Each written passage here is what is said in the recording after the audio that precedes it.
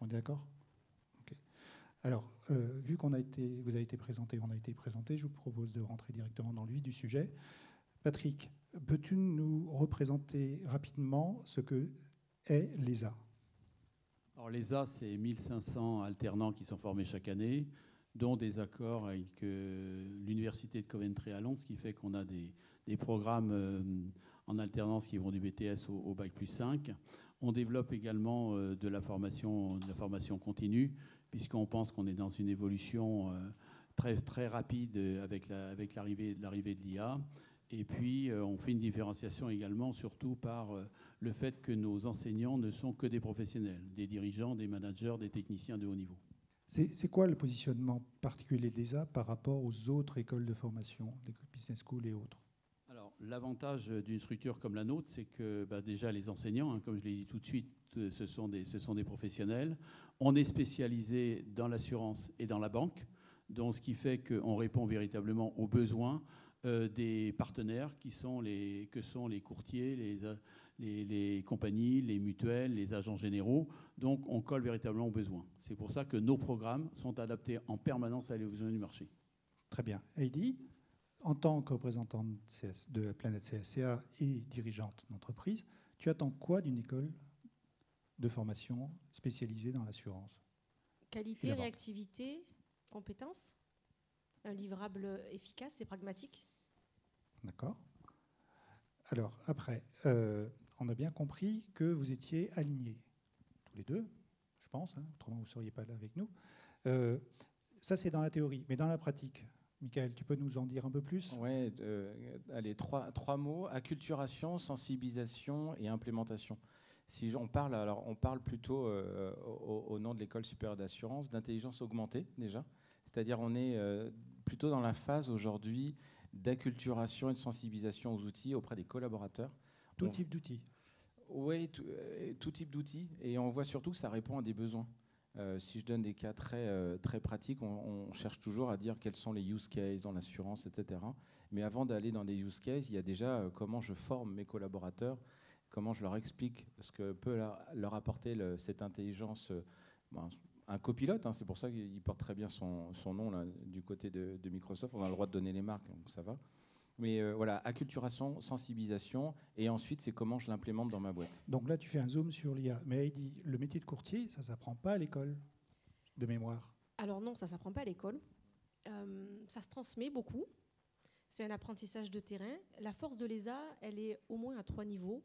La première, c'est que cette école supérieure d'assurance, comme elle porte bien son nom, a su écouter les besoins et les enjeux de la profession. C'est la seule école aujourd'hui qui propose une formation sur l'intelligence artificielle, à la fois pour les étudiants en parcours classique, des alternants, donc qui ont déjà un pied dans le monde de l'entreprise, et pour les entreprises qui veulent former leur personnel en poste sur les enjeux de l'IA, à la fois sur de la gestion sinistre, de la relation client, j'espère sur de la découverte client aussi, et sur comment faire du business plus rapidement et plus efficacement. Pour toi, tout doit passer par l'IA ou l'humain doit garder le contrôle? L'IA, ça date de 1950, Alan Turing, c'est pas d'aujourd'hui, on est même très en retard, je trouve, dans notre usage assurantiel de l'intelligence artificielle. On en a eu peur, parce que ça devait piquer des emplois. Je pense qu'il ne faut pas en avoir peur. Il faut que l'humain garde sa place. L'émotion, elle se crée par l'humain, encore aujourd'hui, encore pour un certain temps. Il ne faut pas perdre de vue que nos clients sont libres de choisir. Et ça, j'insiste sur les compagnies d'assurance, les mutualistes et les distributeurs, toutes catégories confondues. Le client doit avoir le choix de traiter avec de l'IA ou de traiter avec de l'humain ou un mix des deux. Le problème aujourd'hui, c'est qu'on impose aux clients de passer par une application ou de l'intelligence artificielle. Ça, aujourd'hui, ce n'est pas acceptable et j'espère qu'on va vite corriger cela. On va y revenir. Patrick, Michael, comment vous faites aujourd'hui pour gérer cette diversité nécessaire pour les métiers?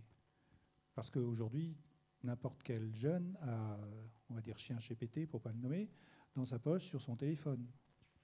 Alors, c'est vrai qu'on a des enjeux quand on est une école supérieure d'assurance, qu'on est face à des étudiants entre 19 et 24 ans. Il est clair qu'il faut savoir s'adapter très rapidement. puisqu'en fait, ChatGPT, ça fait à peu près 2 ans qu'on l'a bien identifié. On avait déjà identifié qui ils étaient sur Google. Donc en fait, il faut que...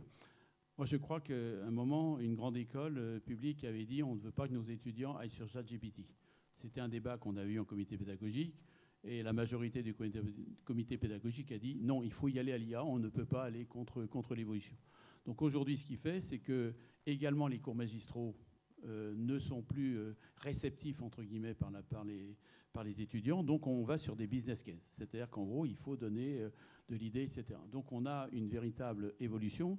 Et moi-même qui viens de l'assurance, j'ai fait toute ma carrière dans l'assurance avant de reprendre la direction de l'école supérieure d'assurance. Je me suis aperçu qu'il y avait des besoins. Par exemple, la DDA. La DDA, on l'a tous pris, moi le premier, comme une contrainte et non comme une opportunité. Aujourd'hui, ça va tellement vite avec l'IA, et j'ai tendance à dire que la structure qui ne va pas aller vers l'IA dans les 2 ans à 3 ans qui vont venir, il va y avoir un problème vis-à-vis de la relation client et surtout vis-à-vis de l'attractivité vis-à-vis des collaborateurs. Les jeunes collaborateurs qui arrivent aujourd'hui, ils vont demander automatiquement « Est-ce que vous fonctionnez sur l'IA ?» Le jeune collaborateur qui n'aime pas les tâches administratives, il n'y en aura plus demain. Par contre, la relation client sera totalement différente. Oui, je vais compléter les propos. Savoir, savoir-faire, savoir-être. Je pense qu'il nous reste encore, comme l'a dit Heidi, le côté émotionnel. Pour combien de temps, je ne sais pas. Il nous reste encore le savoir-être. Moi, je suis convaincu que plus on va mettre cette intelligence... alors, au passage, intelligence, c'est la gestion de la data quand on parle aux États-Unis. Chez nous, on pense à ça va prendre nos emplois. On n'en est vraiment pas là. Hein. ChatGPT, la version 3.5, elle est sortie il y a plus de 2 ans. Je vous rassure, on est encore là et on sera là. Le secteur de l'assurance sera encore là dans 10 ans. Mais il est transformé, il est chamboulé. Il y a ceux qui vont y aller, il y a ceux qui y sont déjà depuis le départ, il y a ceux qui ne vont pas y aller. Et je suis convaincu qu'il faut y aller. Savoir, savoir-faire, savoir-être. Et l'objectif, et c'est ce qu'on est en train de faire en ce moment, c'est de le faire savoir. C'est-à-dire qu'il faut absolument communiquer pour que le secteur y aille. On n'a pas le choix dans l'industrie des services. Donc le meilleur des 2 mondes. Heidi, tu me racontais d'une relation privilégiée avec tes clients, qui est une relation très humaine. Le meilleur des 2 mondes, c'est le choix. Avoir laissé le choix, comme je te vois là, Achille, chez nous. Donc laisser le choix à un client de souscrire en formule 100% digitale à un prix plus qu'honnête et avec une indemnisation sinistre très rapide, c'est un choix que le client doit avoir. Passer par un courtier de proximité, un agent ou un interlocuteur humain et attendre un service humain, c'est aussi son droit. Voilà, il ne faut pas perdre de vue que dans l'assurance, on est souvent très en avance dans une vision des besoins et qui est souvent très décorrélée du besoin de terrain. Un dernier mot. L'année prochaine, on parle à 3 ans, 15 ans, 30 ans, mais qu'est-ce qui va se passer l'année prochaine pour être plus proche ? L'année prochaine, déjà, c'est un challenge pour nos étudiants, c'est-à-dire qu'on parlait d'attractivité pour les collaborateurs. Nous également, en école supérieure, on a également une obligation d'être très attractif, car aujourd'hui, ils regardent nos cours, ils regardent comment nos enseignants s'adaptent, etc. Et on a un grand challenge également, c'est d'accompagner aussi nos enseignants dans l'intégration de l'IA à leurs cours. Donc IA for Change et Change for IA. Yes. Okay. Michael ? Ouais, peut-être le mot de la fin, c'est qu'on n'en est qu'au début. C'est une bonne fin. Vous validez ? OK. Et Heidi, l'humain ? Le conseil ? Humain, conseil, l'excellence. Un petit peu d'excellence, en fait, à tous les niveaux, dans la formation, dans l'attitude, dans la manière d'être et dans les produits que l'on distribue. Plus de conseils, moins de vente pure. En fait, disons qu'il faut plusieurs canaux pour que tout le monde ait le choix de trouver la solution d'assurance qui lui conviendra le mieux, ou par l'humain, ou par l'IA, ou peut-être, et sans doute, le meilleur des 2 mondes. Merci. Est-ce qu'il y a des étudiants de l'ESA dans la salle ? Est-ce qu'il y a des futurs étudiants de l'ESA dans la salle ? Est-ce qu'il y a des structures qui veulent embaucher des étudiants de l'ESA ? Voilà, merci Raph. On savait qu'on pouvait compter sur toi. Merci, on avait 15 minutes. Comme vous l'avez compris, on aurait pu faire 4 heures, mais ce sera pour la prochaine fois. Merci.